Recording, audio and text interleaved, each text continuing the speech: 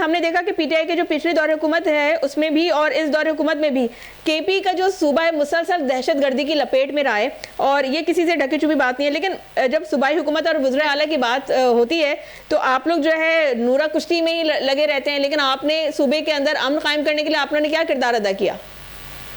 دیکھو, اور آج جب آپریشنز ہو رہے ہیں تو آپ لوگ ملٹری آپریشنز کے اگینسٹ ہیں کہ ان کو کلیئر کرنا. یا آپ لوگوں میں تو ایشو یہ ہے کہ آپ ایک پہلے منتیں کرتے ہو کہ آپ جوائن کریں, پھر بات کو کلیئر کرنے بھی نہیں دیتے ہو. دیکھو میں سر آپ کو پورا موقع دے رہی ہوں, آپ بات کلیئر کریں اپنی.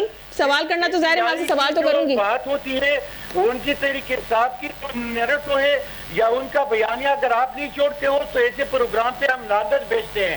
آپ سنا کریں کہ ہم کہنا کیا چاہتے ہیں. سر معذرت کے ساتھ کس قسم کی آپ گفتگو کر رہے ہیں؟ آپ ایک پارٹی کو بلانگ کرتے ہیں, آپ کس طرح کی بات کر رہے ہیں؟ آپ کس طرح کی گفتگو کر رہے ہیں؟ آپ لوگ کی پارٹی, آپ کی قیادت نے ہمیشہ آپ کو یہی سکھایا ہے. معذرت کے ساتھ بانی پی ٹی آئی نے پوری نسل تباہ کری ہے. ایک سیکنڈ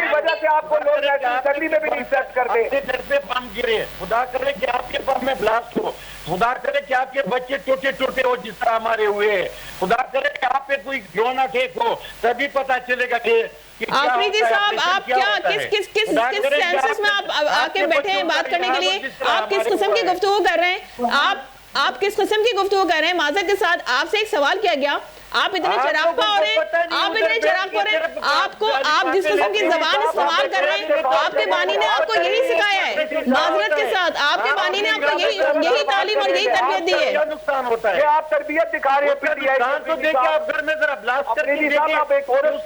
پلیٹ فارم دیا ہے سر, آپ اپنا مدعا رکھیے, آپ اپنا موقف رکھیے. آپ پتہ نہیں کس قسم کی گفتگو کر رہے ہیں. مینڈک کی طرح بک بک کر رہے ہیں, آپ تو بات کرنے نہیں دے رہے ہیں.